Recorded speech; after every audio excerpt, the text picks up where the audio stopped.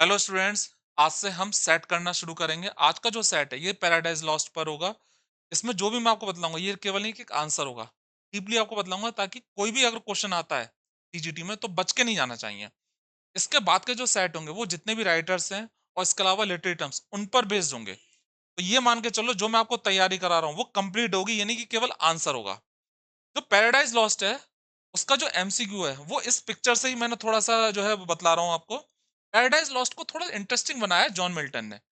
John Milton ने book 6 में एक लड़ाई दिखाई है जो बाइबल में भी जिक्र है कि जो अच्छे एंजल्स थे और जो बुरे एंजल्स थे, जो पिशाच थे, उनके बीच की लड़ाई दिखाई है। ये बैड एंजल्स हैं जो पिशाच बन गए और जो ये अच्छे एंजल्स हैं। जॉन मिल्टन ने थोड़ा इंटरेस्टिंग बनाया कि बुक 6 में जिक्र करते हैं कि ये लड़ाई जो हुई थी उसमें बैड एंजल्स जो है वो तोपों का, कैनन का भी इस्तेमाल करते हैं।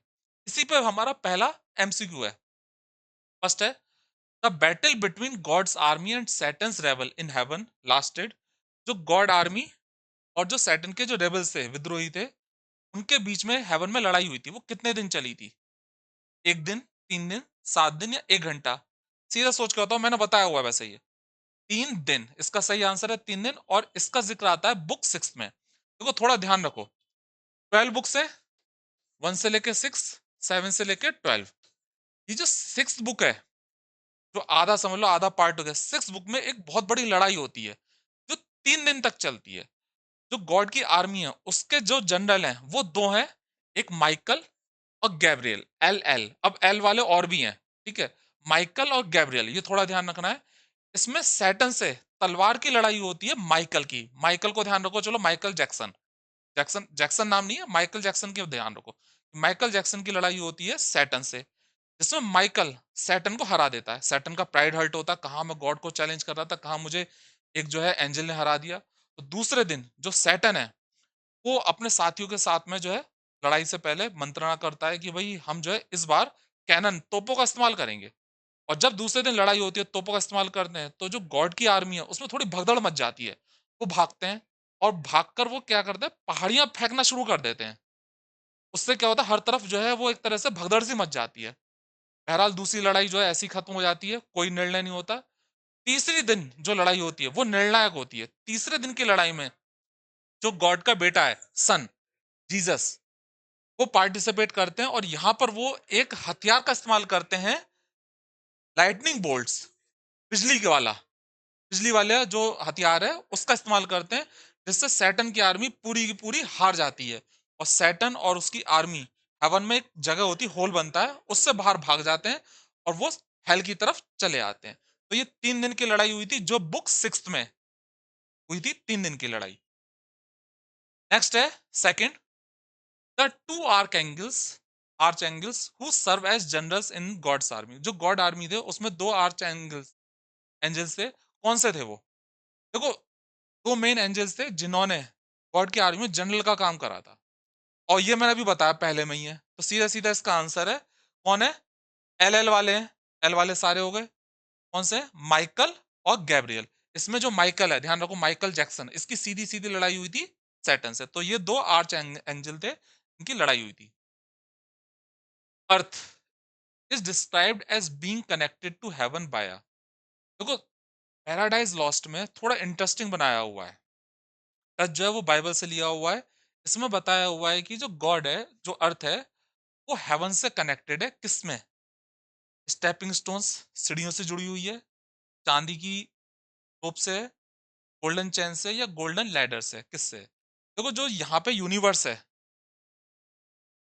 पैराडाइज लॉस्ट में, उसकी बात करते हैं। सबसे पहले क्या था, हर जगह केओस था, जो बहुत ठंडा था। ये गोल है यूनिवर्स, जैसा कि पैराडाइज लॉस्ट में।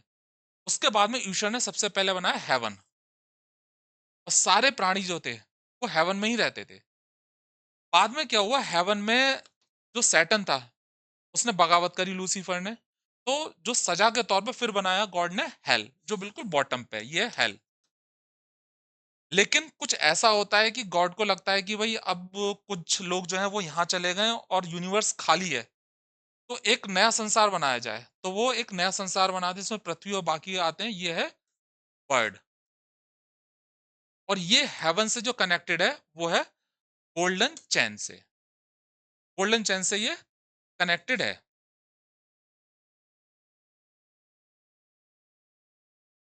आगे बढ़ते हैं अब हम fourth. John Milton description of gold as a precious bane, Paradise Lost book second is best described as. ये आया हुआ है क्वेश्चन, बुक सेकंड में प्रीशियस बेन का इस्तेमाल करा गया है, तो यहाँ पे कौन सी फिगर ऑफ स्पीच है? पर्सोनिफिकेशन है, ऑक्सीमोरन है, हाइपरबली है, जुग्मा है। देखो जुग्मा होता है जब चीजों को बड़ा जो है पास समेट दिया जाए, जो लाइन जो चीज आप कहना चाह रहे हो ज्यादा चीजों वो एक छोटी से उसमें कह दो, तो वो होता है जुग्मा, योकिंग। तो ये जुग्मा नहीं है। हाइपरबली बड़ा चढ़ा के कहा जाए, वो भी नहीं है। पर्सोनिफिकेशन नहीं है। ऑक्सीमोरन, ऑक्सीमोरन मीन्स अपोजिट, जब दो अपोजिट चीजों को रखा जाए, कॉन्ट्राडिक्टरी आइडियाज, कॉन्ट्राडिक्टरी आइडियाज चीजों को रखा जाए। अब कैसे यहाँ पे? प्रीशियस माने कीमती, और बेन माने क्या है? बेन नाउन है, बेन माने होता है नुकसानदायक चीज, जहर, कोई भी नुकसानदायक चीज हो, तो कीमती आ गया और नुकसानदायक चीज, तो यहाँ पे ऑक्सीमोरन है। थोड़ा सा एक्स्ट्रा बतला दूं, वैसे इसमें कोई जो वो ज्यादा इतना इंपॉर्टेंट नहीं है। जो प्रीशियस बेन है, ये एक नॉवल के टाइटल के तौर पे भी लिया गया था। मैरी वेब ने लिखा था नॉवल, उन्होंने ये वर्ड जो है फ्रेज, ये पैराडाइज लॉस्ट से लिया है, और ये उनके नॉवल का नाम था प्रीशियस बेन, 1924 में पब्लिश हुआ था। नेक्स्ट है fifth, sin was born out of Saturn. देखो ये भी पूछा गया है, सिन जो है वो सैटर्न के कौन से पार्ट से, कहां से पैदा होती है? हेड है, एंगर है, लस्ट है, या रिब्स है? तो कहां से पैदा होती है? सीधे सीधे आंसर है हेड से। देखो जो सैटर्न ने बगावत करी थी, किस वजह से करी थी? सैटर्न का जो फॉल हुआ था, पतन हुआ था, सैटर्न के अंदर प्राइड था। और ये क्यों हुआ? क्योंकि हेवन में एक आयरकी थी। आयरकी से मतलब क्या है? सबसे ऊपर आ गए गॉड, गॉड का पहला स्थान था, उसके बाद में आते थे उनका बेटा सन, जिसे हम कहेंगे जीसस। तीसरे नंबर पे आ गए एडम। मैं यहाँ पे ईव को नहीं लिख रहा हूं क्योंकि ईव जो है वो बाद में बनी थी, एडम। और फोर्थ में आते थे एंजल्स। अब ये जो एंजल्स थे, इसमें सब लोग खुश थे, गॉड सबसे ज्यादा पसंद करते थे अपने बेटे को, फिर एडम को, फिर एंजल्स को। इसमें एक एंजल था लूसीफर। लूसीफर को ये पसंद नहीं था कि आखिर गॉड हमारी बजाय एडम को क्यों ज्यादा फेवर देते हैं। तो उसके अंदर प्राइड था, और इस प्राइड की वजह से, इस एम्बिशन की वजह से, प्राइड और एम्बिशन की वजह से वो बगावत करता है। और उसके दिमाग से, हेड से, दिमाग से पूरी की पूरी फॉर्म में, पूरी फॉर्म में सिन पैदा होती है। सैटर्न के हेड से पूरी फॉर्म में एक जो है, जो आधी महिला है और आधी जो है सांप है, सिन पैदा होती है। और बाद में इन दोनों के मिलन से, सिन और सैटर्न के मिलन से जो है वो डेथ का जन्म होता है। तो डेथ इनका बेटा है, और ये तीनों मिलकर त्रिमूर्ति बना रहे हैं, ट्रिनिटी बना रहे हैं। आगे देखते हैं six, Saturn transforms himself into many creatures, which creatures Saturn doesn't turn into. देखो ये क्वेश्चन जो है अगर देखा जाए तो इसे हम इग्नोर नहीं कर सकते। सैटर्न ने पैराडाइज लॉस्ट में कई एक सारे जानवरों का रूप धरा है, ताकि वो अपने जो उसका मेन उद्देश्य है, एडम और ईव को ईश्वर के खिलाफ भड़का सके, पथभ्रष्ट कर सके, उसमें सफल हो सके। तो यहाँ पे कौन कौन से जानवरों का उसने जो है रूप धरा हुआ है वो दिया, कौन सा नहीं धरा है आपको बताना है, कौन सा इसमें वो नहीं करता है, डजंट, कौन सा नहीं करता है। अब बताइए कौन सा नहीं करता है? माउस का नहीं करता, चेरब का नहीं करता, टोड का नहीं करता, सरपेंट का नहीं करता। भाई सरपेंट तो है ही है मेन, ये तो सबसे इंपॉर्टेंट है। सरपेंट के रूप में ही जो है वो ईव को बहकाता है, और ईव जो है फल खाती है। कौन सा इसमें? माउस, माउस का रूप नहीं धरता है। तो पहले देखते हैं कौन कौन सा रूप धरता है। देखो चेरब धरता है, चेरब होता है लिटिल एंजल, छोटा सा एंजल जो बच्चे के रूप में हो, प्यारा सा एंजल। ये छोटे से एंजल के रूप में हेवन में घुसने की कोशिश करता है। यहाँ पे एरियल मिलता है एक देवदूत, उसे बेवकूफ बना के घुस जाता है, तो बेवकूफ बना के घुस जाता है एक छोटे से एंजल में, बड़ा क्यूट सा एंजल होता है, और पूछता है कि भाई एडम सुना है, एडम और कहीं रहता है, बताओ कहाँ रहते हैं। तो एरियल बता देता है भाई यहाँ पे ईडन में रहते हैं। दूसरी बार ये टोड के रूप में होता है, और टोड के रूप में ईव के कान में फुसफुसाता है कि ऐसा एक फल है, बड़ा अच्छा फल है, उसे खाओ तुम। तो टोड, टोड मीन्स मेंढक, मेंढक के रूप में होता है। सरपेंट का तो पता ही है हमें, सरपेंट के रूप में आता है, और सरपेंट के रूप में ईव को बहकाता है कि तुम फल खाओ, और सरपेंट के की वजह से ईव जो है वो फल खाती है, और ईव के कहने पे बाद में एडम खाता है। और एक बार जो रूप धरता है वो होता है कॉमरेंट का। कॉमरेंट जो है एक बहुत बड़ी बर्ड है, जो पानी में जो छलांग लगाती है, वो पानी से मछलियों को जो है उड़ा के ले जाती है। ठीक है? बहुत बड़ी वर्ड है और इसके ज़रिए ये एडम और ईव पर निगाह रखता है, कि जो ईडन गार्डन में है, ये क्या कर रहे हैं? तो कॉर्मोरेंट बर्ड का भी रूप धरता है, सर्पेंट का भी रूप धरता है, टोड का भी रूप धरता है और एक बार चेरब का। तो एंजेल का भी रूप धरा, एक बार जो है मेंढक का रूप धरा, कह सकते हैं कीड़े वाला, एक बार सर्पेंट का, ये तो इम्पोर्टेंट ही, और एक बार पक्षी का भी रूप धर लिया। ठीक है?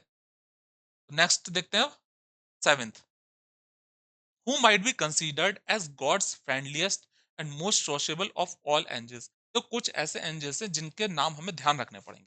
एक तो उनकी आर्मी के जनरल कौन थे, मैंने बताया था कौन थे। एक तो था गैब्रियल और दूसरा माइकल।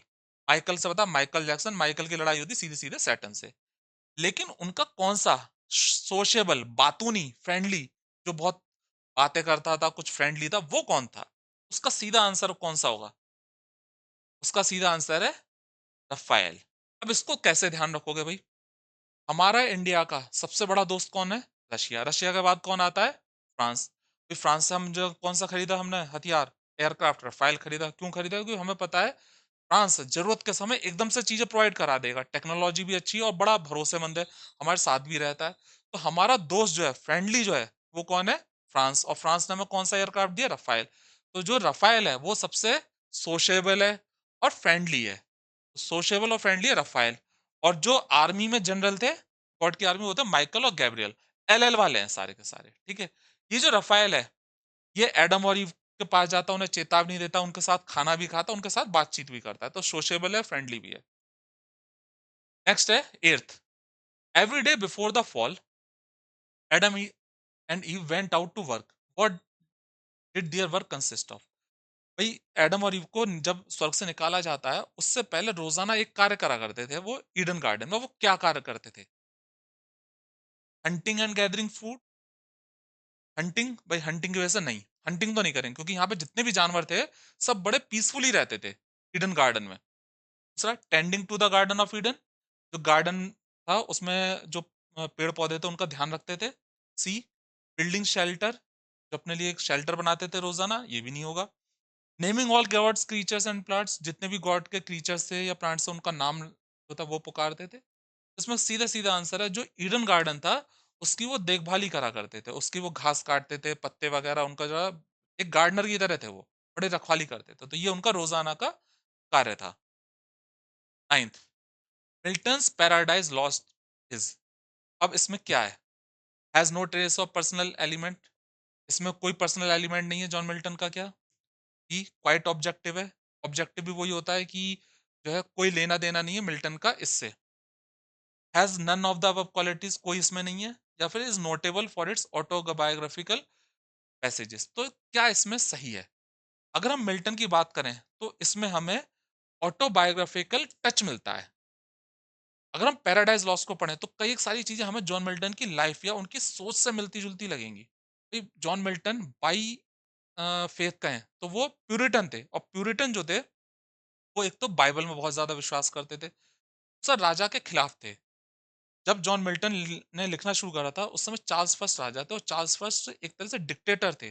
उनके खिलाफ सिविल वॉर हो रही थी। चार्ल्स फर्स्ट ने कई सारे अपने जो विद्रोही थे उन्हें मरवाया भी था। तो चार्ल्स फर्स्ट के खिलाफ थे। जॉन मिल्टन के अंदर विद्रोह की भावना थी। जॉन मिल्टन जो थे वो आज़ादी की बात करते थे कि भाई ये जो राजा जो कर रहा है ये गलत है, तो आज़ादी की बात करते थे। तो जो सैटन है, सैटन के जरिए उन्होंने आज़ादी की बात करी है, विद्रोह की बात करी है। इसके साथ साथ जॉन मिल्टन बड़े धार्मिक भी थे। और यहाँ पे पैराडाइज लॉस्ट में जॉन मिल्टन ईश्वर का बड़ा गुणगान करते हैं, ईश्वर को ओमनीपोटेंट और सबसे ताकतवर, इस तरह की बातें करते हैं। तो जॉन मिल्टन की सोच भी हमें वहां पे मिलती है। तो पूरी पूरी तरह से जो जॉन मिल्टन की सोच है, और खासकर बुक थर्ड में जॉन मिल्टन अपने अंधेपन की भी बात करते हैं। तो ये सारी चीज हमें जो है जॉन मिल्टन के वर्क पैराडाइज लॉस्ट में मिलती है, और ये ऑटोबायोग्राफिकल पैसेज हमें कह सकते हैं कि ऑटोबायोग्राफी का टच है। नेक्स्ट है 10th, the opening lines of Paradise Lost are a good example of. देखो जो ओपनिंग लाइन्स हैं वो बड़ी खास हैं। एक तो 26 लाइन तक केवल दो ही सेंटेंस चलते हैं। ठीक है? इसमें क्या है? हीरोइक कपलेट में है क्या? बिल्कुल नहीं है। हाइपरबोली बहुत बड़ा चढ़ा के कही गई है क्या? ऐसा कुछ नहीं है बड़ा चढ़ा के कहें। प्रार्थना से है। स्प्रंग रिदम का जो है बहुत ही कम यूज हुआ है आज तक। तो ऐसा होता ही नहीं है स्प्रंग रिदम में ये। मिल्टोनिक इन्वर्जन, मिल्टन ने इन्वर्जन बहुत यूज करा अपने वर्क में। और मिल्टोनिक क्यों कहा गया है? क्योंकि इन्वर्जन से मतलब क्या है, मैं सीधा कहूँ, गुड बुक। इसमें गुड जो है वो बुक से पहले आ गया, ठीक है, एडजेक्टिव गुड से पहले आया। लेकिन मैं अगर जोर देने के लिए इस गुड को कहीं और लिख दूं, सेंटेंस में थोड़ा सा इधर उधर लिख दूं, क्यों लिखूंगा? ये लिटरेचर में यूज करा जाता है, पोएट्री में। क्यों लिख सकता हूं मैं? लैंग्वेज को थोड़ा एलिवेटेड टोन देने के लिए, रिदम देने के लिए, या फिर हो सकता है जोर देने के लिए, कुछ जोर देना चाह रहा हूं मैं, तो मैं इस गुड को कहीं और लिख दूं। तो ये कहला है इन्वर्जन। आपने उसको प्रॉपर प्लेस पे नहीं रखा, थोड़ा हटा के रखा है। तो ये इन्वर्जन बहुत मिलता है। लेकिन मिल्टोनिक इन्वर्जन से मतलब है कि जो इन्वर्जन है वो थोड़ा बहुत नहीं मिलेगा, बहुत ज्यादा मिलेगा। एक लाइन तो छोड़ो, पता लग रहा है दूसरी लाइन में वो वर्ड यूज हुआ है जो लाइन पहली वर्ड में होना चाहिए। अब यहाँ पे देखते हैं लाइन, ये शुरुआती लाइन है। ऑफ मैंस फर्स्ट डिसोबीडियंस, इंसान का पहली अवज्ञा, आज्ञा ना मानना, एंड द फ्रूट और फल। अब ये इससे स्टार्ट हुआ है, ठीक है। और यहाँ पे ब्रॉट डेथ। कायदे में इन्वर्जन नहीं होता तो ये सेंटेंस क्या होता? ये वाला था, man's first disobedience, man's first disobedience brought death into the world. तो यहाँ पे ब्रॉट जो है वो इधर आता, मैंस फर्स्ट डिसोबीडियंस ब्रॉट इधर ना लिखकर इधर आता, brought death into the world. तो एक जो फ्रेज है वो पूरी की पूरी कहाँ यूज करी है? तीसरी लाइन में। ये इन्वर्जन है, और इतना ज्यादा इन्वर्जन है कि इसे नाम पड़ा मिल्टोनिक इन्वर्जन। तो मिल्टोनिक इन्वर्जन हमें जो है शुरुआत में मिलता है ओपनिंग लाइंस में। नेक्स्ट है 11th, which devil is the main architect of Pandemonium. देखो पेंडेमोनियम को जो है वो कैपिटल भी कहा गया है पैराडाइज लॉस्ट में, और एक तरह से चैम्बर भी कहा गया, काउंसिल चैम्बर, जहां पे सारे पिशाच मीटिंग करते थे। तो ये कौन सा उसे बनाता है, कौन इसका आर्किटेक्ट है? बल्सीबर है, बिलायल है, रफाइल है, या फिर मेमन है? देखो मेमन है सोने का देवता, सोने का देवता है जो ईश्वर के खिलाफ बगावत करता है, उसे हेल में भेज दिया जाता है। इसका कौन सा है? सीधा सीधा इसका आंसर कहें तो वो है मलसीबर, ठीक है। मलसीबर जो है वो इसका आर्किटेक्ट है। बुक फर्स्ट में जितने फॉलन एंजल्स हैं, जिनका जो नर्क में पड़े हुए हैं एंजल्स, पिशाच हैं, वो डिसाइड करते हैं कि भाई अब हमें अपनी मीटिंग के लिए कुछ बनाना पड़ेगा। तो वो ज्वालामुखी के मुंह पर एक बहुत बड़ा चैम्बर बनाते हैं, और उसका नाम पड़ता है पेंडेमोनियम। पेंडेमोनियम से मतलब क्या है? पेन ऑल, पेन ऑल, और डेमोनियम डेमन, राक्षस, सारे राक्षस। तो यहाँ पर मीटिंग होती थी, इसको कैपिटल भी कहा गया है। इसको जो बनाता है वो एक देवदूत था पहले हेवन में, जिसका नाम था मलसीबर, ये इसका आर्किटेक्ट है। पहले हेवन में इसने बहुत सारे महल बनाए थे, लेकिन ईश्वर के खिलाफ बगावत करी, तो अब ये नर्क में पड़ा हुआ है, और नर्क में ये जो है पेंडेमोनियम बनाता है। नेक्स्ट है 12th, how many times does Milton invoke a muse. बहुत इंपॉर्टेंट है। मिल्टन ने पैराडाइज लॉस्ट में कितनी बार जो म्यूज है, जो देवी है, उसकी कितनी बार प्रार्थना करी है? भाई पहली चीज तो है कि पहली बुक में तो करी है, क्योंकि पहली बुक में तो शुरुआत है। फिर कहाँ करी है? कितनी बार करी है? एक बार करी है, तीन बार करी है, दो बार करी, चार बार। 12 बुक्स हैं, तो 12 बुक्स में कितनी बार करी होगी? इसका सीधा आंसर है 3 बार। तो एक बार तो ध्यान रखो, पहली बार तो होगी होगी, 3 बार करी और तीसरी बुक में करी है, ये भी ध्यान रखो। 3 बार करी और तीसरी बुक में, तीसरी बुक में जो है वो अपने अंधेपन का भी जिक्र करते हैं कि मैं अंधा हूं, जो है, और जिक्र करते हैं। तो पहली बुक में करी है, तीसरी बुक में करी है, और सातवीं बुक में करी है, ठीक है। तो 3 बार करी है पहली बुक में, तीसरी बुक में, तीसरी का ध्यान रखो, 3 बार तो करी, तो तीसरी बुक, सातवीं बुक थोड़ा ध्यान रखेगा ना, 137। यूरेनिया का एक बार जिक्र भी करा है कि ये जो म्यूज है वो यूरेनिया है। हेवनली म्यूज भी कहा है इसे, हेवनली म्यूज है, स्वर्गीय देवी, है ना। और एक बार यूरेनिया का है, और यूरेनिया का मतलब होता है एस्ट्रोनॉमी, एस्ट्रोनॉमी, खगोल वगैरह से संबंधित। तो ये यूरेनिया का जिक्र करा है, तो 3 इसका आंसर है, 137। इंपॉर्टेंट है बहुत। 13, which of the following poets does not Milton emulate. इसमें जो है कौन से पोएट का मिल्टन जो है वो डज नॉट, इसमें क्वेश्चन ये गलत हो गया है अगर देखें तो, डज नॉट नहीं आना चाहिए था, मिल्टन एमुलेट होता। थोड़ा जो है टाइपिंग में मिस्टेक हो गई है। अगर मैं कहूँ तो मिल्टन जो है उन्होंने एक बहुत बड़ा एपिक लिखा है। इससे पहले मैं डायरेक्ट इसका आंसर नहीं बतला रहा हूँ, मैं सीधा थोड़ा बतला दूं, क्योंकि थोड़ा गलत टाइपिंग हो गई है। जो पुराने एपिक थे जो ग्रीक लैंग्वेज में लिखे गए थे, उसमें सबसे पहला एपिक था होमर। होमर ने इलियाड लिखा था, इधर लिख दे रहा हूँ थोड़ा स्पेलिंग, और ओडिसी। ये 2 एपिक लिखे थे होमर ने। ये 2 एपिक 24-24 बुक में लिखे थे। इनमें बहुत बड़ी लड़ाई का ज़िक्र था, एक एडवेंचर की बात थी और सब्जेक्ट बहुत ग्रैंड था और ये 20 से शुरू होते हैं। कहानी 20 से शुरू होती है जैसे कि हम कह सकते हैं कोई मूवी कहानी 20 से शुरू होती है, ठीक है? बाहुबली जैसे 20 से शुरू होती है। वर्जिल की बात करें तो वर्जिल ने लिखा था एनियाड, ये बाद में लिखा गया था। एनियाड जो है ये 12 बुक्स में है, ठीक है? ये भी एडवेंचर के बारे में, इसकी कहानी भी 20 से शुरू होती है और सब्जेक्ट भी बहुत ग्रैंड है, एपिक है। इन तीनों में जो सिमिलीज़ है वो भी बहुत एपिक हैं, बहुत बड़ी सिमिली हैं जैसे कि मिल्टन ने यूज़ करी, तो मिल्टन ने जो है वो इनसे प्रभावित है। अंतर क्या है? इलियाड और ओडिसी 24-24 बुक्स में है, जबकि जो एनियाड है ये 12 बुक्स में है। और एनियाड की वजह से मिल्टन ने बाद में 10 बुक में लिखा था पहले पैराडाइज़ लॉस्ट, बाद में फिर वो उसको डिवाइड करते हैं और फिर वो बाद में 12 में कर देते हैं। तो एनियाड को उन्होंने जो है फॉलो भी करा है थोड़ा। तो तीनों का प्रभाव इन पे पड़ा हुआ है। अंतर क्या है? अंतर ये है कि इन तीनों बुक्स में एडवेंचर है, बड़ी लड़ाइयाँ हैं, लेकिन ब्रह्मांड की क्रिएशन के बारे में नहीं है। जो पैराडाइज़ लॉस्ट है वो ब्रह्मांड की क्रिएशन के बारे में है। सब्जेक्ट बहुत ही ग्रैंड है, इससे बड़ा सब्जेक्ट अभी तक कभी लिखा ही नहीं गया था। गॉड के बारे में, सैटर्न के बारे में, एंजल्स के बारे में, तो इतना बड़ा सब्जेक्ट आज तक कभी लिखा ही नहीं गया है। 14th, which devil is Satan's second in command? कौन सा जो डेविल है वो सैटर्न के बाद में दूसरे नंबर पे आता है? सीधा सीधा आंसर देखते हैं। देखो सैटर्न का नाम क्या था? लूसीफर था और जो दूसरे नंबर पे ताकतवर था वो था बीलज़ेबब। बीलज़ेबब जो है सेकंड नंबर पे आता है। 15 सेकंड लास्ट है, which of the angels is considered a hero for arguing against Saturn? क्योंकि एक ऐसा एंजल था जो शुरुआत में जो लूसीफर था जो बगावत करता है, सैटर्न बन जाता है, उसकी तरफ होता है कि हाँ तुम सही कह रहे हो, आखिर गॉड जो है वो क्यों हमसे ज्यादा प्रेफरेंस जो है वो एडम को देते हैं। लेकिन बाद में समझ में आ जाता है कि इसमें जो है वो एडम का अपना हित छिपा हुआ है। ये एडम जो है खुद अपना लीडर, खुद लीडर बनना चाहता है। और यहाँ पे जो ये एंजल है, ये सारे जो पिशाच हैं उनके बीच में जो है ना अपनी आवाज उठाता है कि मैं अब तुम्हारे खिलाफ हूँ, तुम्हारा साथ मैंने दिया लेकिन अब मैं तुम्हारे खिलाफ हूँ। तो लड़ाई में जो है एंजल जो सैटर्न उसके खिलाफ भी लड़ता है। ये कौन सा था जिसने बहादुरी दिखाई और सैटर्न के मुंह पे कहा कि मैं अब तुम्हारा साथ नहीं दूंगा, तुम्हारा दिया लेकिन अब नहीं दूंगा? तो वो कौन सा था? एबडेल।